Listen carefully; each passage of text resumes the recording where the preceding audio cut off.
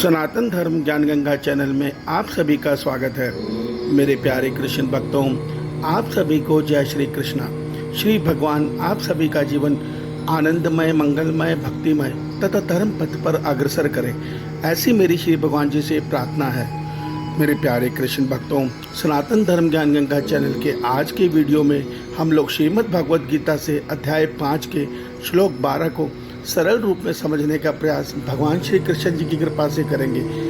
जय श्री कृष्ण। मेरे प्यारे कृष्ण भक्तों, श्रीमद् भगवद गीता के अध्याय 5 के श्लोक 12 में भगवान श्री कृष्ण जी अर्जुन के माध्यम से हम सब मनुष्यों को कर्मयोगी के विषय में बताते हुए बता रहे हैं कि सच्चा कर्मयोगी कर्मों के फल का त्याग करके भगवत प्राप्ति रूपी शांति को प्राप्त होता है, और सकाम योगी अर्थात सकाम पुरुष जो कामना से प्रेरणा लेकर फल आसक्ति में कर्म करता है, ऐसा मनुष्य अपने किए कर्म के कर्म फल बंधन में बंध जाता है। मेरे प्यारे कृष्ण भक्तों, आइए आज के श्लोक को हम सरल रूप में समझने का प्रयास भगवान श्री कृष्ण जी की कृपा से करते हैं। मेरे प्यारे कृष्ण भक्तों, आज अध्याय 5 के श्लोक 12 में भगवान श्री कृष्ण जी अर्जुन के माध्यम से हम सब मनुष्यों को कर्म विधान का एक बहुत महत्वपूर्ण नियम बता रहे हैं। श्री भगवान बता रहे हैं कि जब मनुष्य निष्काम भाव में जनहित संसारित सेवा में कर्म करता हुआ अपने समस्त कर्म परमात्मा को अर्पण करता है, तो वो अपने किए कर्म फल बंधन में नहीं बनता, और साथ में उसको भगवत प्राप्ति रूपी परम शांति उसके हृदय में उसको तत्काल प्राप्त होती है। मेरे प्यारे कृष्ण भक्तों, इसके आगे भगवान कह रहे हैं, परंतु जो मनुष्य फल की कामना से अर्थात जो मनुष्य शरीर सुख, परिवार सुख, बंधु बांधवों की सुख की लालसा में सकाम कर्म फल इच्छा से कर्म करते हैं, ऐसे मनुष्य अपने किए कर्म के कर्म फल बंधन में बंधते हैं। बंधने का अर्थ यह होता है मित्रों कि हमारे जीवात्मा का बंधन हमारे प्रकृति के 3 गुणों से बंध जाता है।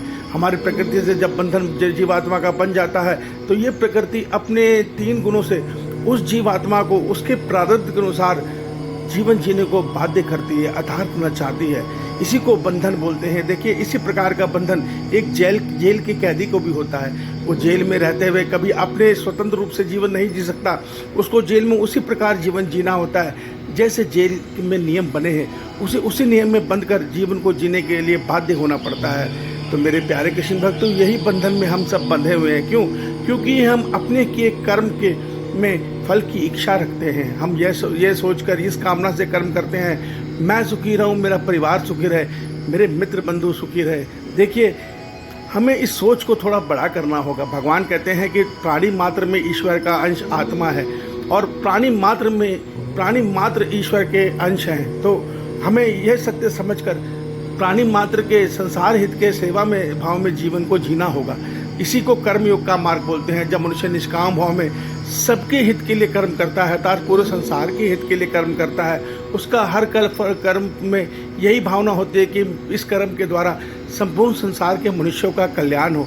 वो इसी भावना में जब कर्म करेगा तो उसको और अपने मन के संकल्प से अपना कर्म का फल ईश्वर को अर्पण कर देगा, अर्थात कर्तापन का अहंकार नहीं रखेगा। वो ये सत्य समझेगा कि हे ईश्वर, ये कर्म तो मैं तो निमित्त मात्र हूँ, करने वाले करवाने वाले सब आप हैं, इसका कर्म फल आपको अर्पण है।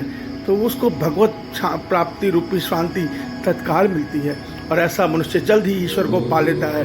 तो मेरे प्यारे कृष्ण भक्तों, इस रहस्य को समझिए, कर्म विधान के इस नियम को समझिए।